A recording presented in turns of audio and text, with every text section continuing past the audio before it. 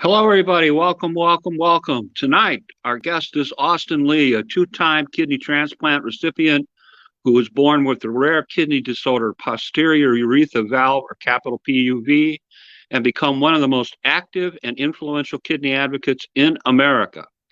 He received his first kidney transplant at the age of 4 from a live donation made by his mom in July of 1993. That lasted 14 years until 2007. He had many, many challenges with kidney disease as a child. This included missing his high school prom as a 17-year-old senior. He then did peritoneal dialysis at home until May of 2010, when by way of paired exchange, he received a second kidney from a living transplant donor on June 8th, 2010. After that point in time, in Austin's own words, quote, "Since I received the gift of life for the second time, I've made it my purpose to give back to the community. I am now a patient care volunteer at Children's National, where I have committed over 500 hours of my time volunteering with pediatric patients. I also serve as a new patient family advisory council member, and I am committed to improving the overall care and experiences for other patients and families of the hospital. Children's Nationals honored me with the Volunteer Excellence Award in 2014, and I continue to be a voice for kidney patients in my local community and worldwide. I also have been recognized by the Washington Regional Transplant Committee as Volunteer of the Year in 2017, and I was chosen for the Working for the Community Award during Black History Month in 2017. Austin has recently been invited to the Kidney Health Initiative Patient and Family Partnership Council. This is a big deal, by the way. Currently, he is pursuing a career in early childhood and in the process of becoming a child life specialist to help other pediatric kidney patients experiences battles similar to his. He's a member of the Transplant Quarter Century Club for transplant recipients who have lived with their transplanted kidneys for 25 years or more. To conclude, in Austin's own words, I want to continue to mentor young pediatric patients on the importance of taking care of their transplanted kidneys so that they may be able to live out their life dreams and goals. Ladies and gentlemen, one of the greatest kidney advocates in these United States is with us tonight. The great Austin Lee is here. Start the show.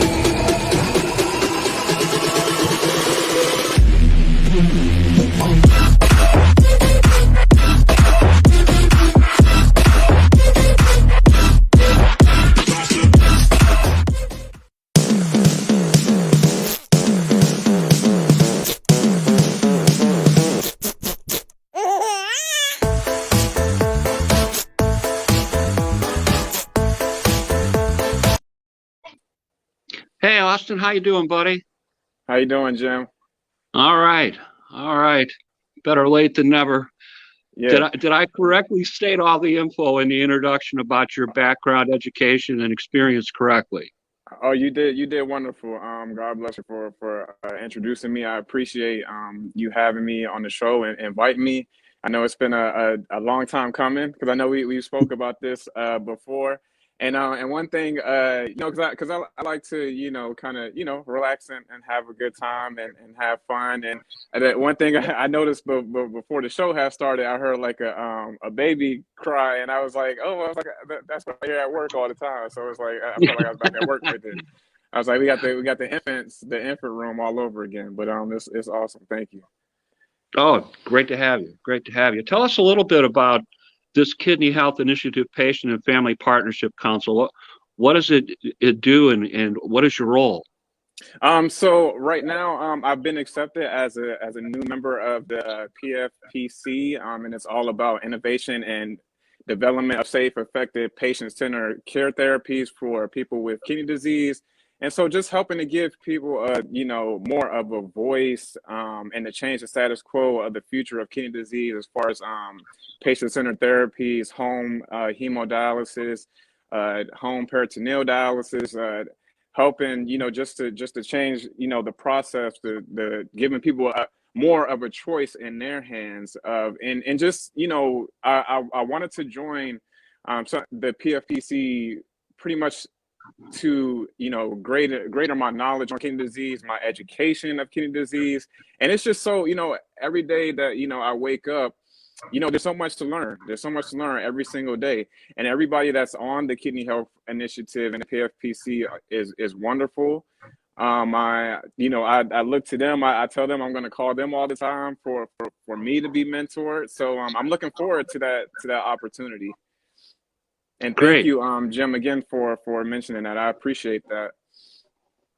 Oh, it's a wonderful thing. You're with Amanda, one of our guests. Great committee. I'm glad you're on it.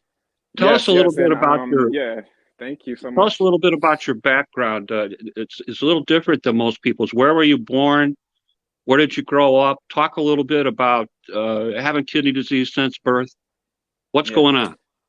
So, first and foremost, I want to really thank God for being here because, my mom had a strong faith in God for me to be here.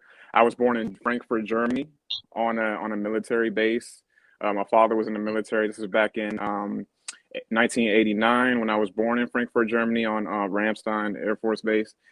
And before I was born, it was discovered that I had a huge mass, like a huge mass around my abdomen.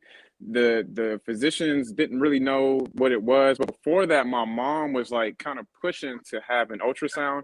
And as a mother, that's something special. You can ask any mom, when they're pregnant, about that ultrasound, getting that ultrasound, because you always see a mother post a picture, of the ultrasound. You have the baby, right there. You see the picture of it. And my mom wanted that. I was the youngest. I was the last one coming up of five. And when she was granted access, to finally get that ultrasound, back then, that's when they had discovered. And she actually had a feeling herself, like something doesn't feel right. Something might be off.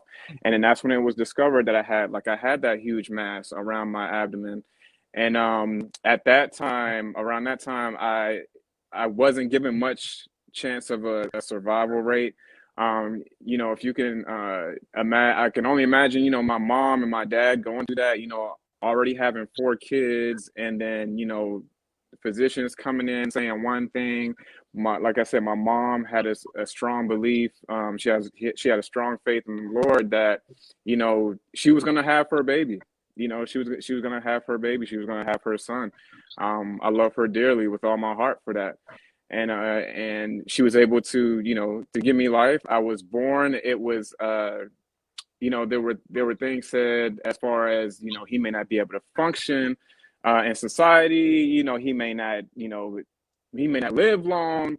There may be things wrong with his cognitive development, things like that, fine motor skills, gross motor skills. And second opinions, second, third opinions, however many opinions that you can get as an advocate, and as a parent, and as a young parent, just sometimes don't take no for an answer. And you advocate for your child as much as you can. And that is what my mom did, back in 89, when I was born. And as you mentioned before in the bio, with PUV, so posterior urethral valves, which was a rare bladder defect. And that rare bladder defect affects 1 in 8,000 male infants. So this is like a very rare bladder infection that affected my urethra. So which led to damage my kidneys. So when I was born, my kidneys were non-functioning. And in order for them to have, for that urine to drain off, before I was even born, they had to do a procedure, what was called a bladder tap. And so they had to go into my mom, into me, with a long needle. And she had to lay still. And me, being an infant, inside the wound, moving around, moving around, moving around. And, they had to sedate me inside the wound so that I could stay still, so that they can drain off that fluid, because my kidneys, they weren't working at all. So they had to drain off that fluid. And so eventually when I was born, I want to say at about 11 months, I started peritoneal dialysis. But before that, they had to puncture two holes in my back. in order for that urine to drain off. So I was like doing the opposite of, you know, what an infant in early infant stages, you know, from that I want to say from about that 5 to 12 month age range of an infant, where, you know, urine's coming out frontwards, mine was coming out backwards. And Mm. so my diaper was so heavy, you know, I would hop around, you know, on my diaper. And I know you've seen like little baby pictures I might have posted, you know, on Facebook and stuff like that. And so I actually have so many when you know, I have like a big diaper, and you can see me like on the ground.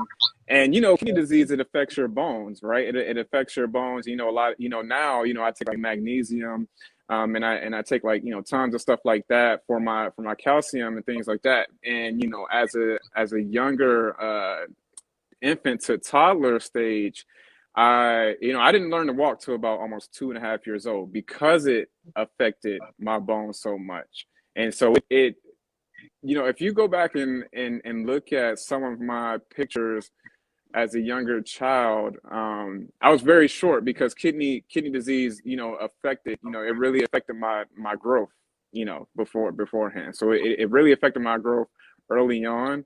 I really couldn't keep, you know, much food down as a child. I was in and out the hospital numerous times. I would and thinking about Thanksgiving, you know, yesterday I was just sitting at home, and we were watching, you know, some old VHSs, which I'm putting together with my brother. And he, you know, reminiscing, and he's telling me, you know, yeah, we shared a room, and I had to share a room with you with your peritoneal dialysis. Now you've seen the peritoneal dialysis machine and how big it is now. It's kind of mobile, you can take it with you, right?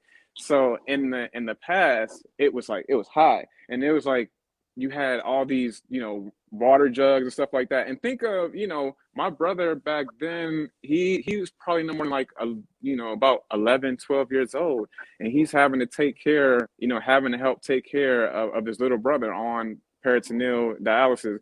And he can hardly get any sleep because the machine, because back then, you know, in the early 90s, that machine was, it was very loud. It was very loud. I know it's loud now, but it was very loud back then. And so, you know, I give a lot of thanks. I give a lot of credit to my older brothers and my older sister, you know, for helping me through that process as a child, because without them, you know, I truly wouldn't be here. It was a collective team effort, you know, with them helping me out, you know, in that earlier stage, going through kidney disease, before I actually had my transplant. I have stories, you know, my older brother, you know, telling me about, you know, sometimes he would just randomly say, Austin, do you remember when I used to hold you down? I used to hold you, I used to hold you down and rip the patches off you. He was like, man, it made me feel so bad, like having to do that. And you Yeah. know, when I hear him tell me, that, that is why, you know, when I, you know, working in early childhood development, I have a lot of patience with those kids, you know, because it's like when they're sick or when they don't feel well, you know, you know, I really have a lot of patience with them. I'm like, you know, because they can't, you know, kids can't really always explain. They explain to you through crying. That's how they explain to you how, when they're hurting or when something's not feeling well, they don't really have the words and stuff. And so when I think back, you know, to when I was a younger child and those experiences, I think being an early childhood educator has helped me as far as being able to talk with you know, younger children who are going through kidney disease and things like that. All right, Austin, let me interpose a couple questions.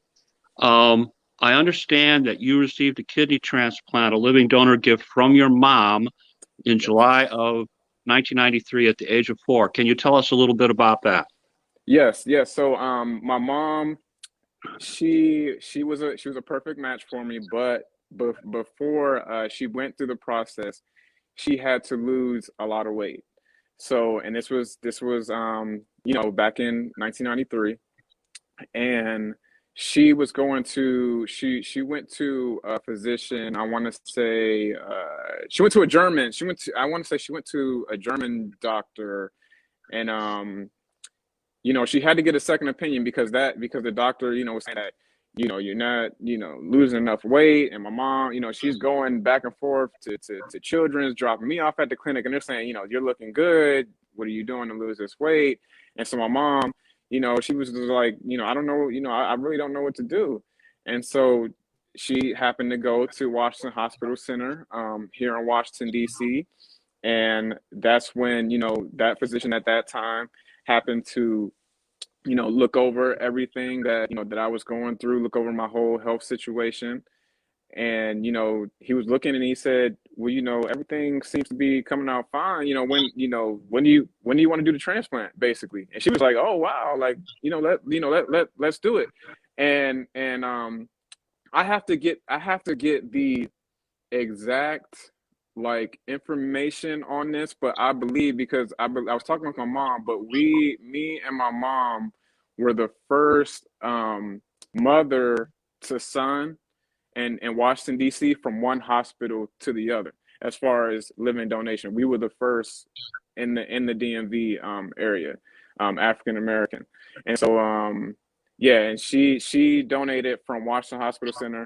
I was at Children's National in July of 1993, and that kidney, it gave me the gift of life for 14 years. I won't say that the whole 14 years was just a smooth ride, because I mean even early on, I want to say about 4 or 5 years old, and before I get to that point, they actually took out both of my native kidneys. So the kidneys that, weren't working, they took out both of those native kidneys, and then they put my mom's kidney inside of me in order, for it to fit and everything. And so that it just grew with me over time.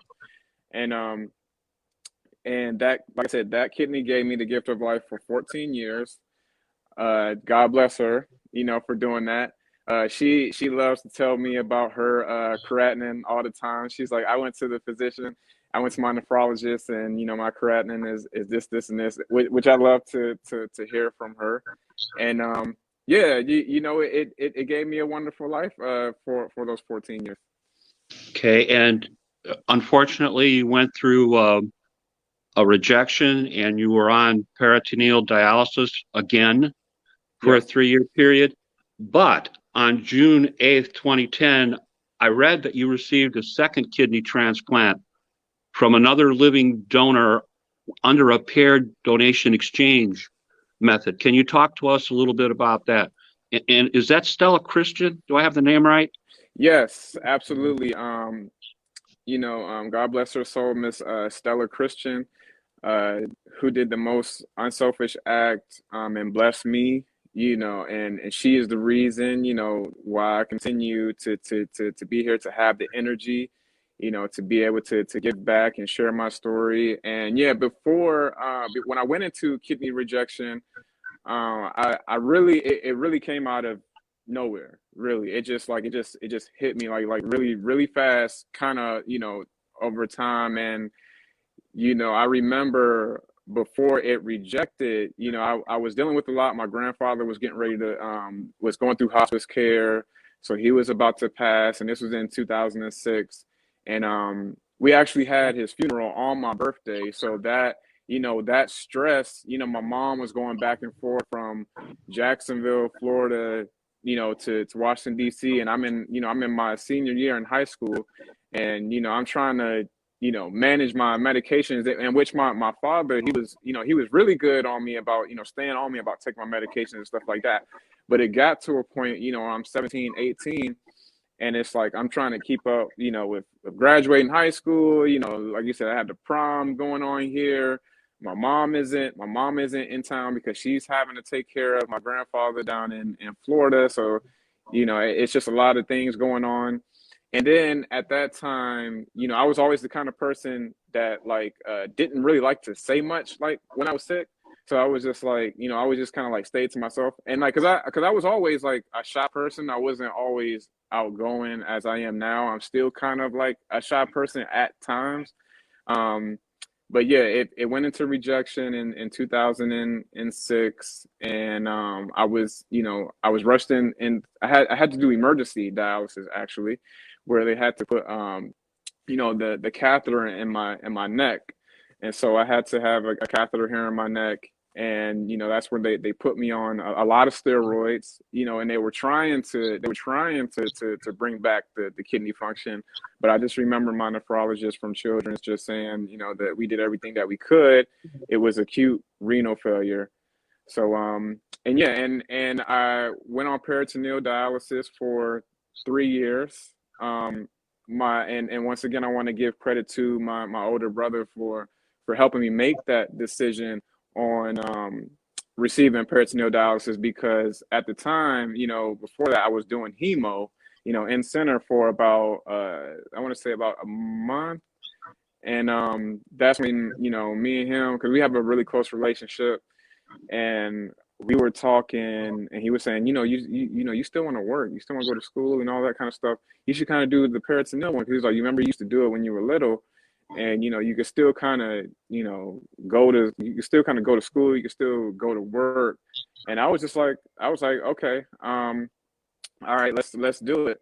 And I went on peritoneal dialysis. It was a tough process starting. I remember when the dialysis nurse first drained, when she opened up that cap, and then I was like, geez, I was not having it. It hurt so bad. That drain hurt so bad. But I made it through it. I got used to it, and I made it through it. And fortunately for 3 years, and then I got the call. The call. I I had got a call 6 months prior for a high risk kidney, but then the next day it was discovered that kidney wasn't gonna work out for me. And, at the time I was just like, I want any kidney at this time. I was like, I'll take anything. I like Jim. I literally watched YouTube videos.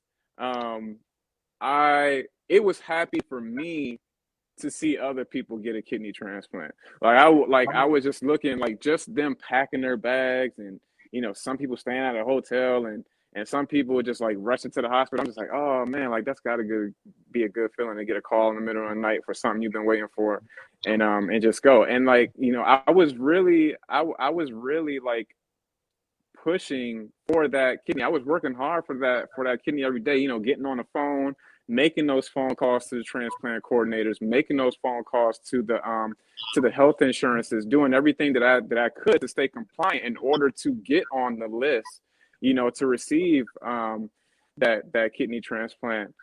And it came through. God worked in my favor, and it came through. And Okay. I received that kidney June 8th, 2010, from via Parrot Exchange. I was out of town when they knew I had the call, but they didn't want to get me too excited, and so they waited until I got back in town, and they were like, we have special news for you. And I was just like, maybe it's my labs. And it's like, no, we have a kidney for you via Parrot Exchange. Would you like, barring everything, it goes well, you will have this kidney. And so, God worked in my favor. And I thank Miss Stella and her son every single, as much as I can. And because they play a part. They play a part in why I'm here, right now, and doing interviews like these. Okay. Let's talk a little bit about your advocacy. I want to emphasize your advocacy in our talk tonight. Okay. Um, why do you work so hard for other patients? There are guys like me. I'm a social media guy. I do my best work from my couch. You're a hands-on, in-person guy. Why do you work so hard, Austin? Well, I work so hard for the people, for the people, for everyone who's going through this, for people who aren't educated, uh, and this is what I say. Um, you know, you hear the gift of life, right? And I don't want to take anything away from just the saying of the gift of life, but when someone graciously donates me the gift of life, like that is life. Like I don't just get the kidney and then I have the kidney transplant and, you know, I'm celebrating just having a kidney transplant. No, God has given me this kidney for a reason. Now let's go put it into work. Like let's go do something with it. You know, I had it's like having a car, your car breaks down and you know, you need a new engine or something, right? I got that new engine and I'm making it go, and I'm making it go for the people. I got to pick up the people. That engine in that car has to pick up people. I have to pick up people every single day. You know, here in the DMV community, people who are watching me, you know, across the U.S., who across the world.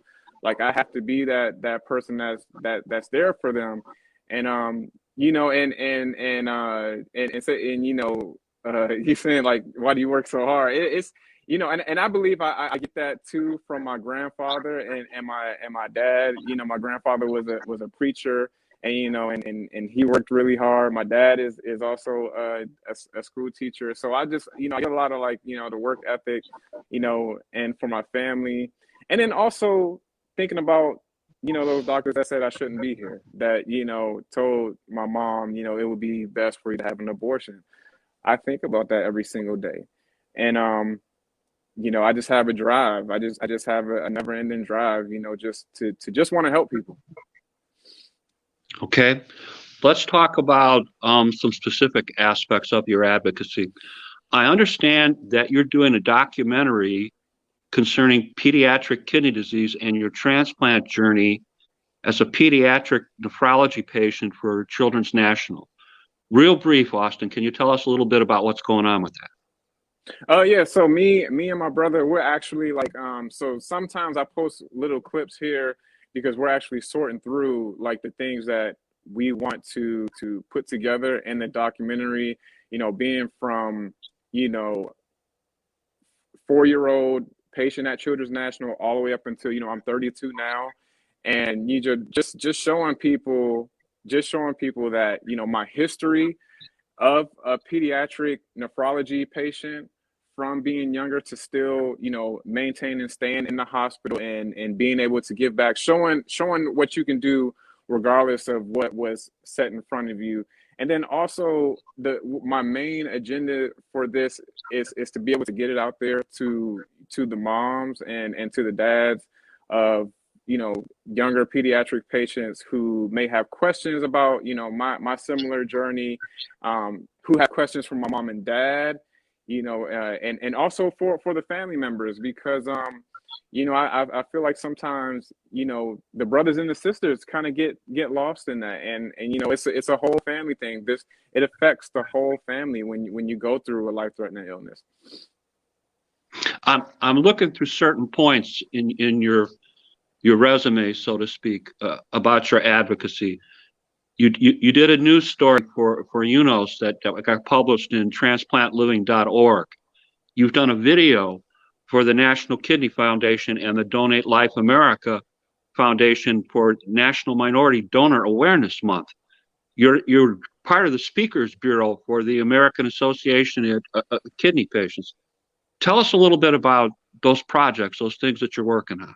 Yeah, so sure. So with actually with American Association of Kidney Patients, I just want to first thank them as well, and thank Aaron Kell while I'm here today, because I just completed. I had 3 mentors out of Atlanta, Georgia, that I was mentoring through a program through Emory, and it was a mentorship program where I was, given materials on, life after transplant, life on hemodialysis, peritoneal dialysis, and then, just having, a normal conversation with them. And so although most of my mentees were a bit older than I was, like they were still, drawn so much to the information that I had to give them.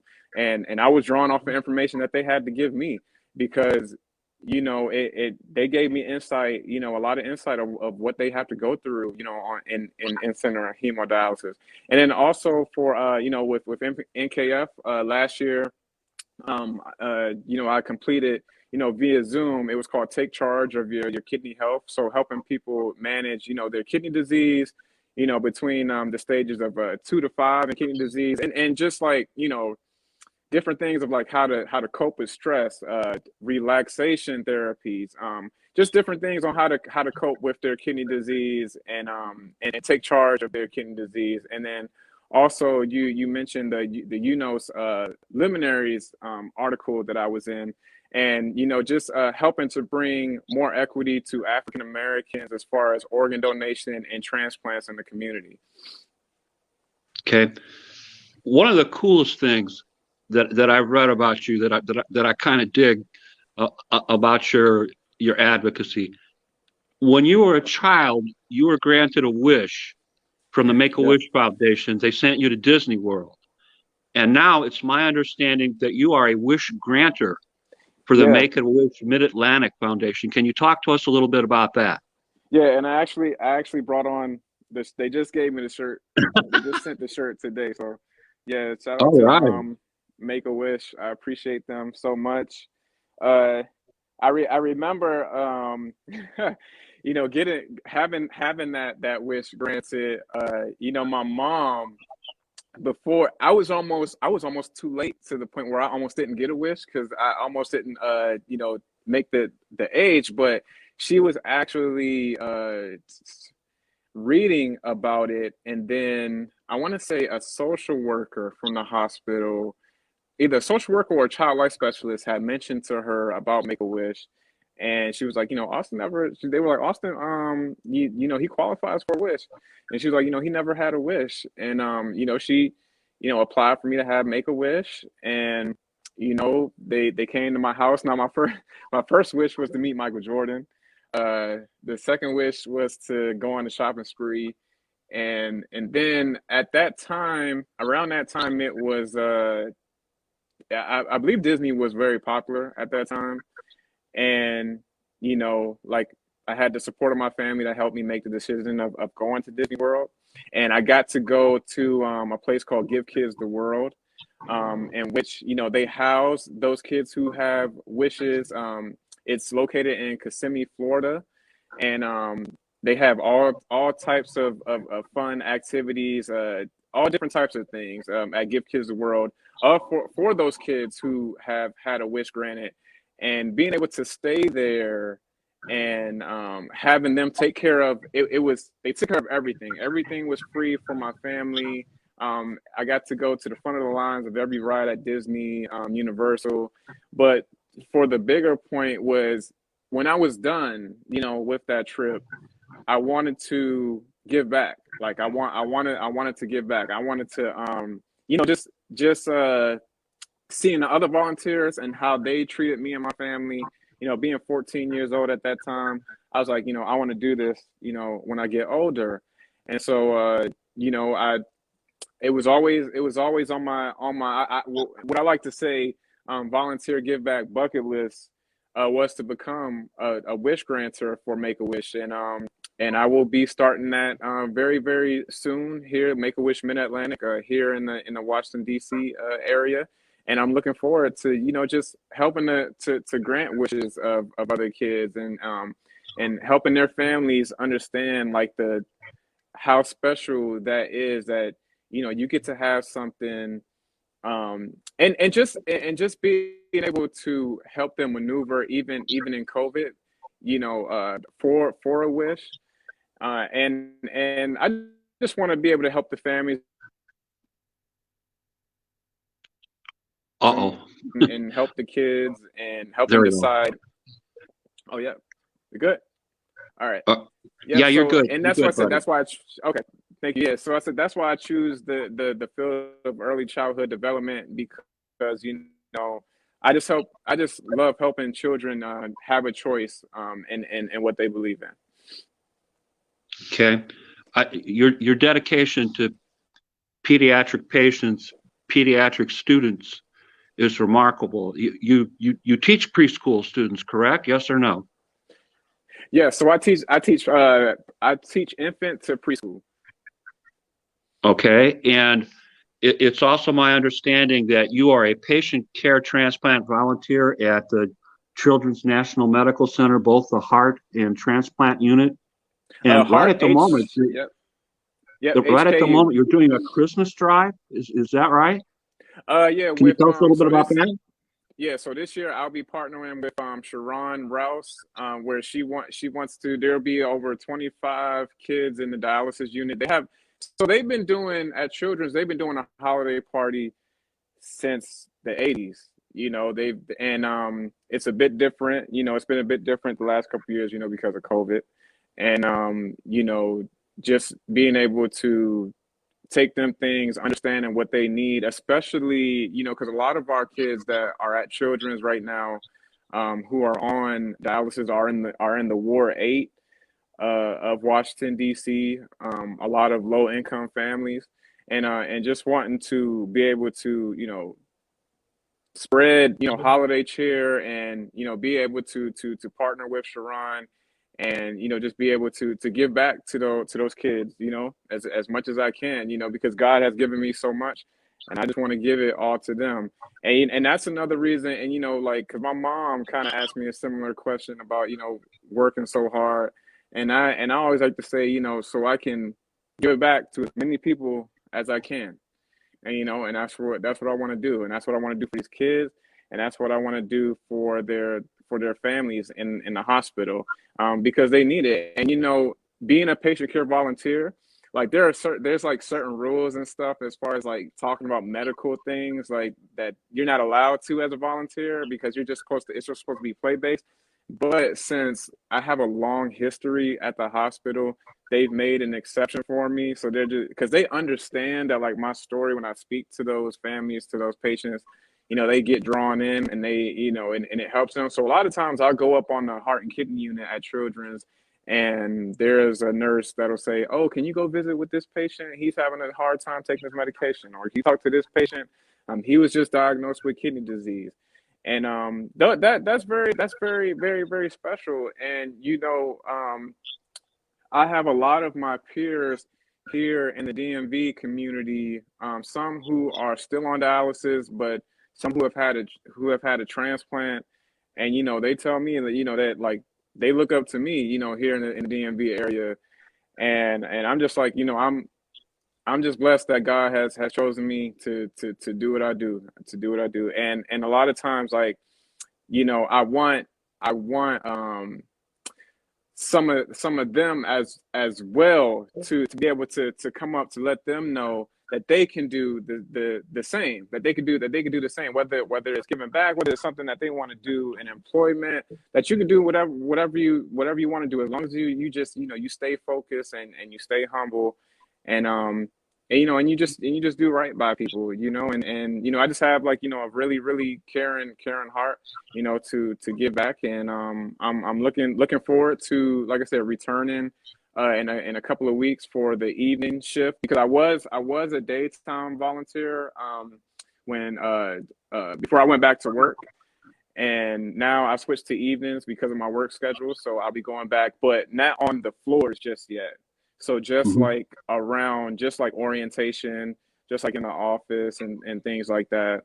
And so yeah, work with Children's Hospital will continue, probably for the rest of my life. And it's just a blessing, to be able to go in that hospital, and from the front desk, to the security guards, to everybody, just them knowing, my history of the hospital. And then, because there's been times I'm walking in the hospital, and somebody tap me on the back, and they say, "Yeah, I remember when you spoke here, and you talked to my son." And I'm just, and I'm blowing them out. I was like, wow, they really remember my story from, like, 2 or 3 years ago. And that shows. And I'm just like, wow, like, I really have to continue to do this for them, because they are looking for that inspiration. They're looking for that hope. Okay. Talk to us a little bit about the Transplant Quarter Century Club. Our good friends George Franklin and Kent Bressler from Kidney Solutions are in that group, and you are too. But what's that group all Yes, about? yes, wonderful, wonderful guys. So George is the founder of the Transplant Quarter Century Club, and I just want to give another shout out to him. He celebrated, I want to say over he's 40 plus years with his living donor kidney. He's wonderful. Has taken me in like his own family. We've known each other uh, long. We go way back with our history, transplant games, and I got to know about the Transplant Quarter Century Club through the transplant games. You know, I would always see these people. You know, on this cruise and stuff with these green jerseys. I'd be looking, and I was just, just like wondering, like, what is this, Transplant Quarter Century Club? What is this all about? And so, it's, pretty much about, people who have had their transplant, living donor transplant for at least 25 or more. And so, and George has actually made it for me so that, like I had my first one for 14 and my second one for 11. And hold on one second, in which I can show you right here. I'm gonna You got the show you right jersey. here if you can see it. Yeah. So it says 14 plus 11. So I had 14 living years with my mom and 11 with Stella, which equaled up to be, the 25. And God blessed me to become a part of the Quarter Century Club. I think those people are wonderful. It goes to show you, when I look at them, it just shows me the one word, compliant. And I say compliant because that shows you that they are taking their medications and that they are doing everything that they're supposed to be doing. I mean, 25 years, 25, and I've seen people who have like 50 on their jersey, 45s, and I'm just like, oh wow, I feel like a baby in the club, with just just a new 25 in there. But God has blessed me to become a part of that Quarter Century Club, and I want to get 25 more. I take it one day at a time. And it's funny because when sometimes when I wake up in the middle of the night and I had the urge to use the bathroom, I will say I'm like, oh, like I'm tired, but you know what? My kidney is working. That's what it's showing. Like at least the kidney. I may be tired. I don't feel like getting up to go, but my kidney is working. Okay. I want the folks to know that not only are you active in the kidney community in DC, Maryland, Virginia, the DMV thing threw me for a while. I thought Department of Motor Vehicles, but anyway, A lot of people think you're that. you're doing work with senior dogs. You're delivering food with Martha's Table, 320 bags of groceries, and the DC pantry. So you're quite active in the community, not just as a Yes, kidney activist, but as an activist. Period. Is that correct? yes. Okay. Let's Thank you, talk man. a little bit. Martha's, yeah, yep. Okay, let's talk a little bit about your awards. There was one in particular that I wanted to ask you about. The 2017 NBC4 Working for You award. Is that from a television station? One more time. Which one was it?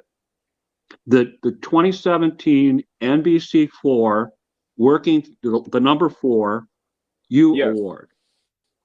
Yes, Is that that a one was from yes, that's NBC for NBC Washington here in Washington D.C. Yep, it sure was. okay? What's coming up that you can talk to us about in the near future for Austin Lee? What are the projects that you're currently working on? Yeah, so right now I've been working on the PFAC committee at Children's National Patient Family Advisory Council, which we aim to improve the overall hospital experience for patients and families, and also as well as staff, and just the hospital as a whole. Whether that mean, when we're able to go back in person, hopefully soon. Right now we've been having our meetings via Zoom. And so we have just been working. I've been on numerous panels for the PFAC Council. Just sharing my overall experiences as a patient, and I'll share for example, one panel that I was on as part of the council was speaking on the positive effects that the hospital provided for me, and what kind of things that I felt could have been better at the time. And so, just having, because when I go into the hospital, any hospital, whether I'm visiting somebody or, doing this or that, I'm always, just kind of looking out for them on like, okay, can this be better? Can this nurse approach them a certain way? Can these people, give them a certain terminology? How should this doctor approach this patient in a certain way? What makes a patient comfortable? Whether it mean like, because with kids and families, right? A lot of times kids don't like being called by a nickname in a medical center. They may not always respond to that. So you want to respect the family, and you want to call them by their first name, out of respect, and you just want to be able to I just want to be able to just continue to be a impactful force as far as the atmosphere of Children's National and shaping the future of it. And one of the things we're working on right now, as far as improving the healing garden of the hospital, and that is actually inspired by a patient whose last wish was to go outside. So imagine that, like, your last wish being able to go outside. And the healing garden at the hospital, it's just a great environment for patients and families, to go outside and just kind of get some fresh air, just kind of talk with family members, if they might have lost a loved one, just to be able to go out there and just kind of meditate and just kind of collect your thoughts there. And as you mentioned, the PFPC, I'm very, very excited to become a part of the PFPC Kidney Health Initiative, and also continue to be a mentor for AAKP. Continue to volunteer with Children's National. Anything that my kidney will allow me to do, Jim, I'm gonna do. Yeah. Yeah.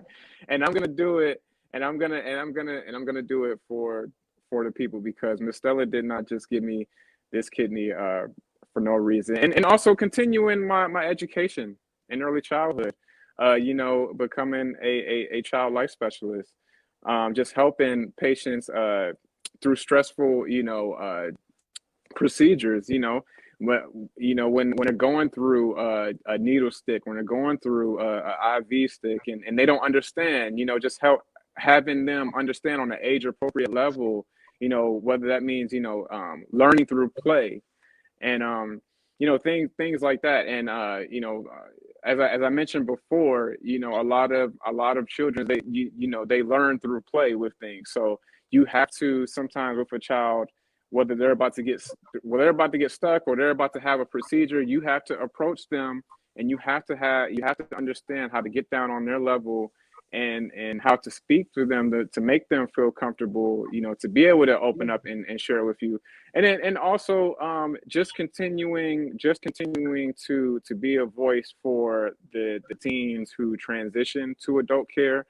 And actually, I actually didn't put this in there, but it just came to my mind, with Martha's Table.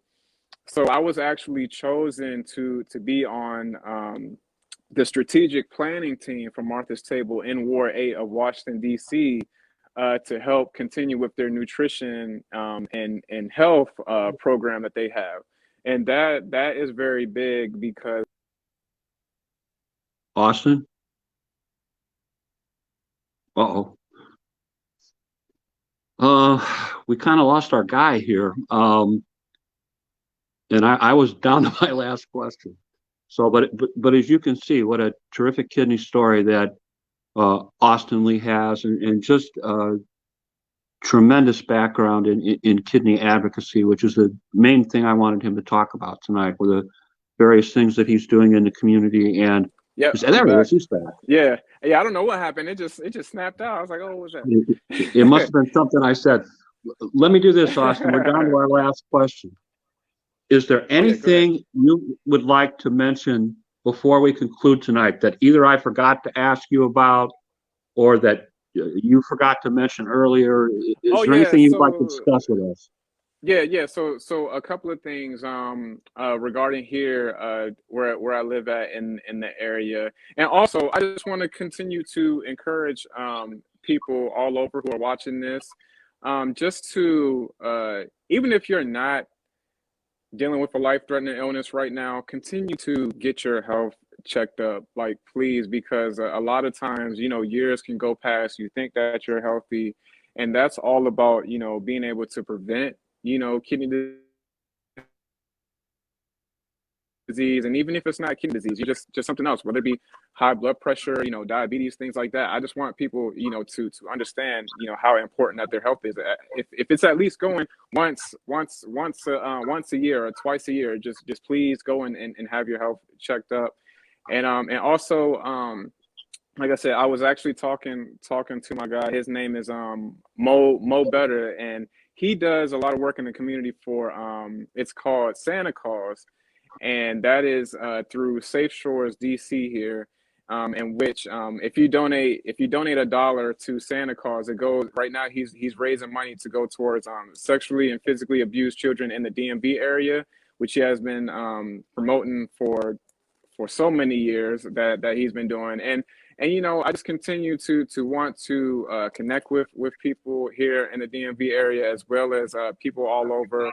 And also again with Sharon, who has her wonderful organization going on here in the DC area, because we're all like family here, and and where we live at here. And I just love picking their brains, and just being a part of it. God being able to use me, as much as He can. And I'm going to continue to give back my time, continue to do what I can in the community, to continue to learn more, so that I can continue to give it out to the people. And because they need those resources. I meet people all the time. I don't just like save like my story for things. Like if I'm on the metro, when I'm on the train in DC, if I got the opportunity to talk to you, I'm gonna talk to you. And I'm just like, if I can help, I'm like, if I can help save this life, or if I can help this person think of this, even if they may not believe in organ donation or something, at least I helped plant the seed, for them to think about. I helped share my story, that they can at least think about it. And who knows? Like they may change their mind on wanting to become a registered organ and tissue donor. So yeah, so those are just a few that I'm planning to continue to do in my community. Continue to do across the kidney community. I just have a love for giving back in different things. One of them being feeding the homeless here in our area. I love to do that as well. Like I said, with Martha's Table and giving back. And I'm excited about the road ahead, with Make-A-Wish and the PFPC and the PFAC. My dad, I was having a talk with my dad, and he was talking to my mom. He was like, I don't know how that boy do it. I don't know how he do all of it. But, like, yeah, when I ran into somebody before we go, I ran into someone on an elevator that I knew from, that used to do a lot of kidney community work. And her spirit just hyped me up even more. And we had a long talk, literally right there. What was supposed to be like 5 minutes ended up turning into like an hour. And we're talking about the elevator, and she's like, "Isn't this your floor?" And I'm like, "No." I was like, "We're talking about some important stuff right here."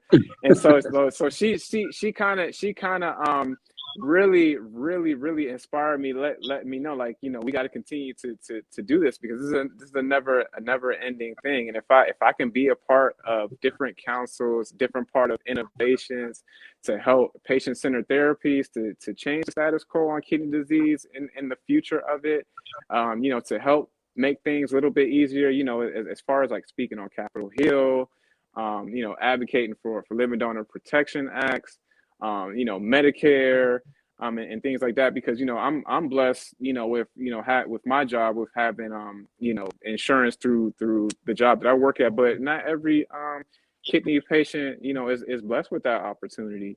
And I mean, me personally, I feel like they should all have Medicare, for the rest of their life. But that's, that's just, my opinion. Hopefully, we can continue to fight for that, for these patients. Because it's a never ending thing. Even though you get a transplant, what do you say? It is not a cure.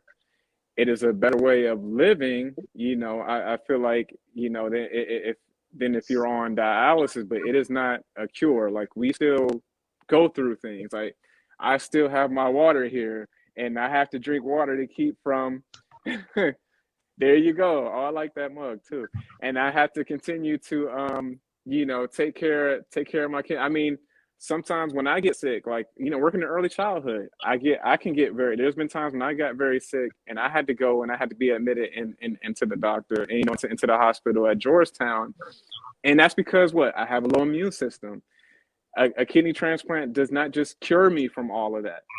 Like, I still have to take medications, morning and night. I still have to watch my diet. It may not be low phosphorus. It may not be low sodium, low potassium, but I still have to watch. Because why? Because if I eat too many things that are high in sodium, it could lead to high blood pressure, which could lead back to dialysis.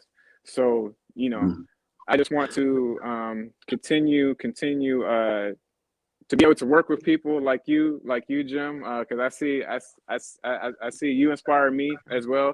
Hopefully we can, when you get back here to DC, hopefully, in the future, we can kind of do some things here. Yeah, let's do something. Agreed. Oh yeah, no, definitely, because I'm ready, and I appreciate it. I actually just spoke on a webinar for CareDX. I appreciate them for having me on, in which they invited me on to speak about being a better advocate for yourself as a patient. So that was very Austin. important. I wish we could talk all night, but I promised Steve I'd get him in and out in an problem. hour. So we got to go, but I just wanted to point out to people, here it is the day after Thanksgiving. It's 8, 9 o'clock at night where you are, and my man is still working hard trying to advocate for all of us. So, at any rate, thank you, Austin, so very much for coming in on a holiday and making us all a little bit more kidney smart. So, yes, thank you. Coming up in the future, next Friday, December 3rd, we have Shannon Mulroy from Kidney Solutions coming in to talk to us. And I promise you that in January, we're going to get Dr. Sejal Patel back on to talk about her research at Mayo's. And, she had a kidney transplant the day before she was supposed to come on the show. So I kind of thought that was a pretty good excuse to reschedule. So, at any rate, watch this space. We'll talk soon. Bye-bye.